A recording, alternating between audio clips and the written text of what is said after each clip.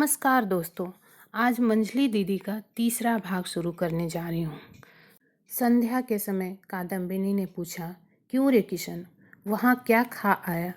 किशन ने बहुत लज्जित भाव से सिर झुकाकर कहा, पूड़ी। काहे के साथ खाई थी? किशन ने फिर उसी प्रकार कहा, रोहू मछली के मून की तरकारी, संदेश, रसगु। अरे मैं पूछती हूँ कि मंझली बहू ने मछली की मूंड किसकी थाली में परोसी थी? सहसा यह प्रश्न सुनकर किशन लाल पीला पड़ गया। प्रहार के लिए उठे हुए हथियार को देखकर रस्सी से बंधे हुए जानवर की जो हालत होती है, किशन की भी वही हालत होने लगी। देर करते हुए देखकर कादम्बिनी ने पूछा, तेरी ही थाली में परोसा था ना? नवीन ने संक्षेप में करके फिर तंबाकू का कश खींचा। कादम्बिनी गर्म होकर कहने लगी, यह अपनी है, जरा इस सगी चाची का व्यवहार तो देखो। वह क्या नहीं जानती कि मेरे पांचू गोपाल को मछली का मूंड कितना अच्छा लगता है। तब उसने क्या समझकर वह मूंड उसकी थाली में परोस कर इस तरह बेकार ही बर्बाद किया। अरे हाँ रे किशन, संदेश और रसगुल्ले तो तूने पेट भरकर खाए ना। कभी 7 जन्म में भी तूने ऐसी चीज़ें ना देखी होंगी। इसके बाद फिर पति की ओर देखकर कहा, जिसके लिए मुट्ठी भर भात गनीमत न हो, उसे पूड़ी और संदेश खिलाकर क्या होगा? लेकिन मैं तुझसे कह देती हूँ कि मंझली बहू अगर किशन को बिगाड़ सकेगी, लेकिन उनकी पत्नी को स्वयं अपने आप पर ही विश्वास नहीं था, बल्कि उसे इस बात का 16 आने डर था कि मैं सीधी सादी और भली मानुस हूँ, मुझे जो भी चाहे ठग सकता है। इसलिए उसने तभी से अपने छोटे भाई के मानसिक उत्थान और पतन के प्रति अपनी पैनी नज़र बिछा दी।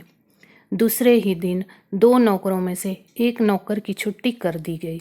किशन नवीन की धान और चावल बाड़ी आढ़त में काम करने लगा। वहाँ वह चावल आदि तौलता बेचता। 4-5 कोस को चक्कर लगाकर गांव से नमूने ले आता और जब दोपहर को नवीन भोजन करने आते तब दुकान देखता। 2 दिन बाद की बात है। नवीन भोजन करने के बाद नींद समाप्त करके लौटकर दुकान पर गए और किशन खाना खाने घर आया। उस समय 3 बजे थे। वह तालाब में नहा कर लौटा तो उसने देखा बहन सो रही है।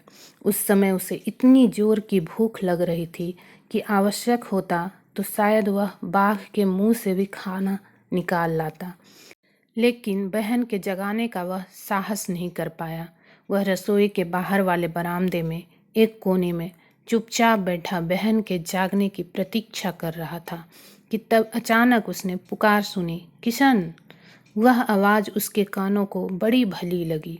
उसने सिर उठाकर देखा, मंझली बहन अपनी दूसरी मंजिल के कमरे में खिड़की के पास खड़ी है।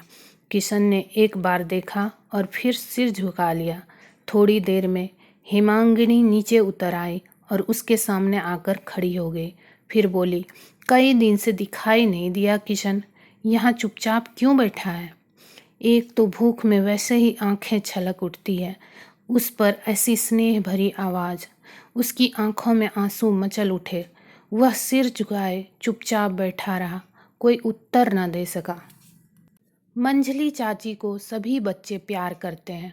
उसकी आवाज़ सुनकर कादम्बिनी की छोटी लड़की बाहर निकल आई और चिल्लाकर बोली, किशन मामा, रसोई घर में तुम्हारे लिए भात ढका हुआ रखा है, जाकर खा लो। माँ खा पी कर सो गई है।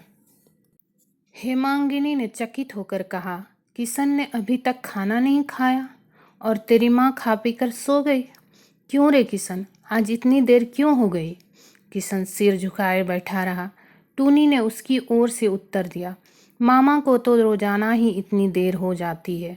जब बाबूजी खा पी कर दुकान पर पहुंच जाते हैं तभी यह खाना खाने आते हैं।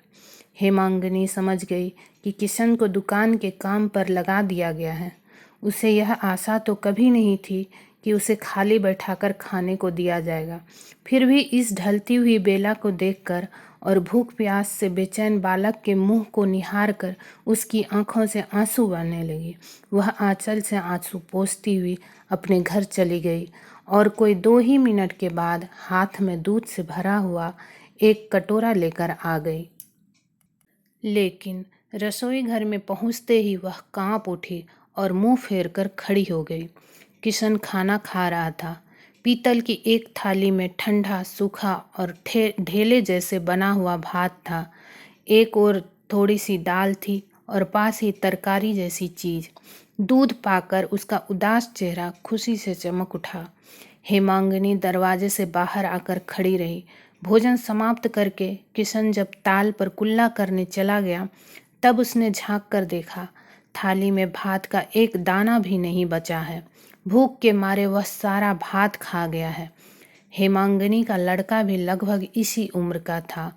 वह सोचने लगी, अगर कहीं मैं ना रहूं और मेरे लड़के की यह दशा हो तो। इस कल्पना मात्र से रुलाई की एक लहर उसके अंतर से उठी और गले तक आकर फेनिल हो उठी।